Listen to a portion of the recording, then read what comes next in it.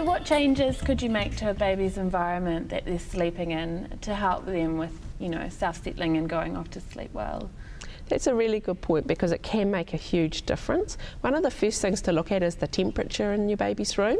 Babies like to sleep in a room of between 16 to 20 degrees is the optimum. Okay. You know, in the winter it can often be a lot colder than that, so parents need to decide whether to use a heater to get it up to that sort of 16, 18 degrees. And in the summer often it will be a lot warmer than 20 degrees, so look to use a fan, leave the window open, aircon if you're lucky enough to have it.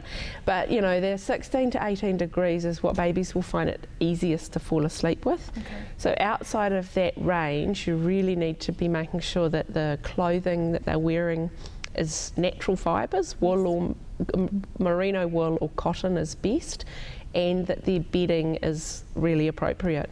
Particularly if a baby's too hot. If a baby's hot and sweaty, they will not be able to fall asleep no matter what sleep training you use or whatever help you provide. You're still going to have a grizzly, hot, unhappy baby. So the temperature and the clothing and the bedding, that whole mixture is really crucial to get right. Okay. Another really useful tool parents can use to help their babies sleep is white noise. So this is the kind of constant shh kind of noise that babies have heard when they're inside the womb. Okay. And it's still really, really effective with older babies. Okay. Play it loud. So that if a baby's crying they can still hear it, and play it on repeat all night. So a CD that you can just hit repeat, or a white noise machine that you plug in so it just plays that lovely constant kind of shushing noise. That makes a huge difference.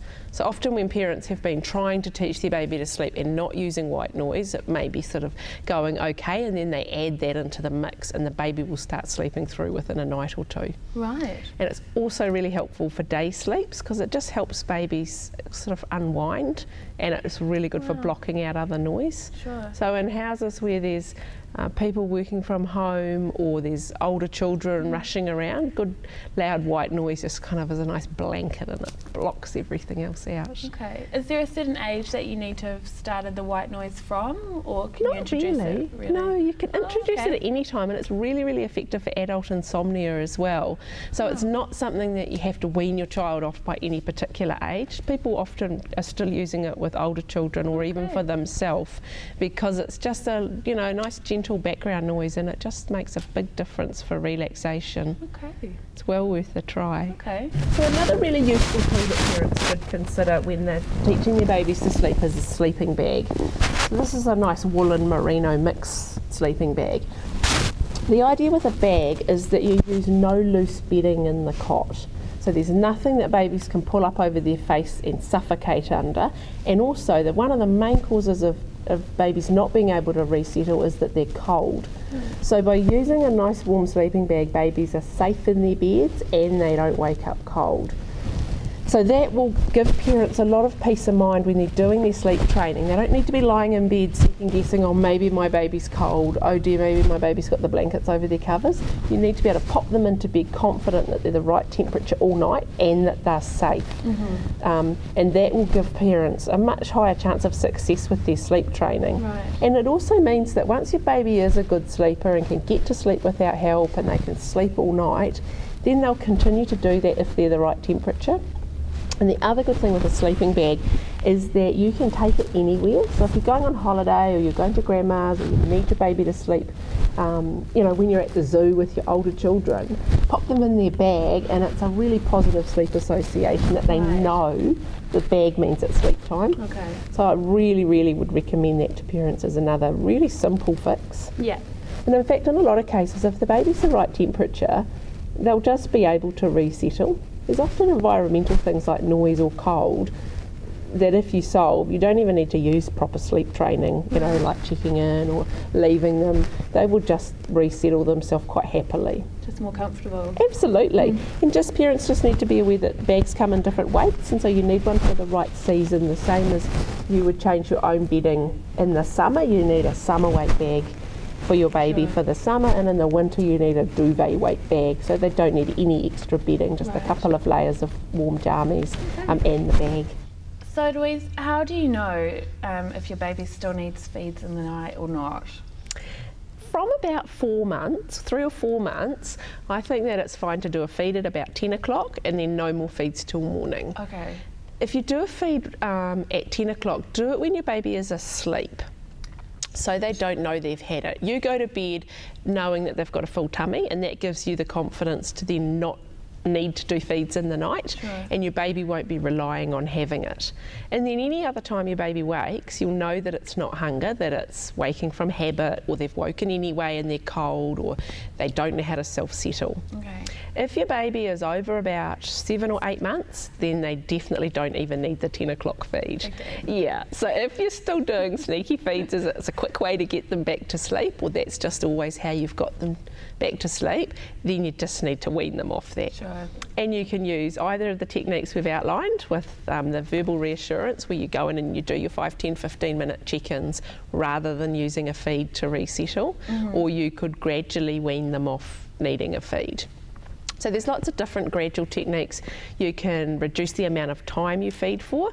That can be trickiest, particularly with breastfeeding, because babies are not really that happy to be unlatched and told that they've had enough, so you might then still need to deal with some grizzling. Right. But reducing the time, reducing the volume that you feed them, and another really effective technique with bottle feeding is to start to dilute the milk. So you might still get up to your child. This works particularly well with older babies and young toddlers. You might still get up at 4 in the morning and give them a bottle, but you might give them 75% milk and 25% water the first time. Night number 2, give them 50-50. Night 3, give them 25% milk and 75% water, which you can imagine would taste pretty disgusting. And by the 4th night, pretty high chance they're not going to bother calling you for a bottle of, you know, yucky, milky water. And so that technique allows you a really gentle way to just wean them off having the milk. And that works quickly. But in terms of whether your baby's actually hungry or not, your best test for me is to see if you can use any other technique to get them back to sleep. Right. So before you go into using, you know, a sleep training technique and, you know, making kind of big changes, just see if anything else will get them back to sleep. Because a hungry baby will not go back to sleep. If they're really genuinely starving, they will scream and nothing else will help until they get the feed. But if they're cold, or if they just need a cuddle, or if they can go back to sleep by you patting them, then they didn't need the feed. So that's a good kind of test to start with, and then you might need to use some sleep training to wean them off having any help. And if they are really genuinely hungry, would that mean that they're going through a growth spurt, or is it just... It could be, if they were sleeping really well and not needing feeds in the night, and then out of the blue, you know, that's the only thing that will soothe them. It could be a growth spurt, it might be that they're unwell. So parents need to use their judgment, obviously, and, you know, you need to read your baby and use what your instinct tells you is the right thing to do. But one thing that parents need to be wary of is that change that we talked about that happens at 5 months. So babies often will be sleeping through the night by 5 months, and then when that change happens, that they start waking up fully every 2 hours, that is not because they're hungry. That's because physiologically their sleep cycles have changed. So it's really, really common at that point for parents to go, oh my goodness, the baby is hungry, and they go back to doing, you know, 1 or 2 or 3 feeds in the night because they think their baby's hungry, and then baby quickly latches onto that as a great new habit.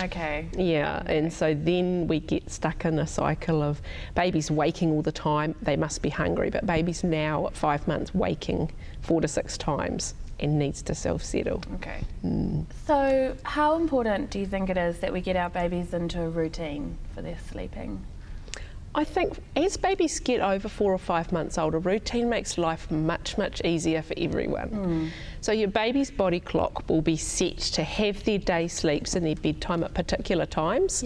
So if you're going out somewhere for the morning, you'll know that your baby always sleeps at about 9 o'clock. So you can either get there early and have them sleep in their pushchair, or you could have their 9 o'clock sleep at home and then go out when they wake up, rather than just kind of winging it. And babies fall asleep in the car and have little 15-minute sleep on the way home. You're much better knowing that your baby always sleeps at 9 o'clock, 1 o'clock and 4:30, and organise yourself around that. Okay.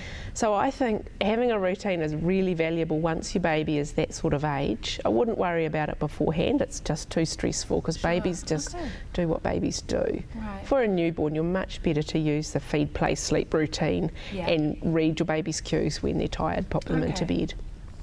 But in terms of day sleeps with older babies, having them at set times will generally give you longer sleeps, so long as it's age appropriate time. Right. So if you're trying to put a 9-month-old down at 9 o'clock, they won't be tired enough to have a big sleep. They'll do a little power nap at 9 o'clock, but if you wait till 10 o'clock, they'll probably have a really good sleep. So routine does need to change over time. Sure. Yeah, and then once you add solids and things like that into the mix, having a routine is really useful because you've got your milk feeds, your sleeps, your solids, your bath, your bedtime, the rest of your life. You've got to fit it all in, and having a really simple to follow routine makes it a lot easier. Yeah, definitely. Thank you so much, Louise, for this interview. I've learnt so much and it's actually made me clucky all over again.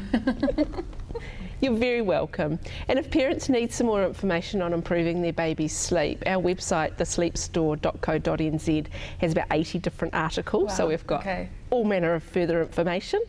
And I'd really recommend this excellent DVD, The Sleep Easy Solution. It covers the verbal reassurance technique, so if parents want to actually watch how to do it and need some more guidance and more details, this is really good. This is available from the Sleep Store and also from the Parenting Place. Okay, great. Thank you, Louise. Thank you for watching this webinar. For plenty more resources and parenting information, please check out our website at theparentingplace.com.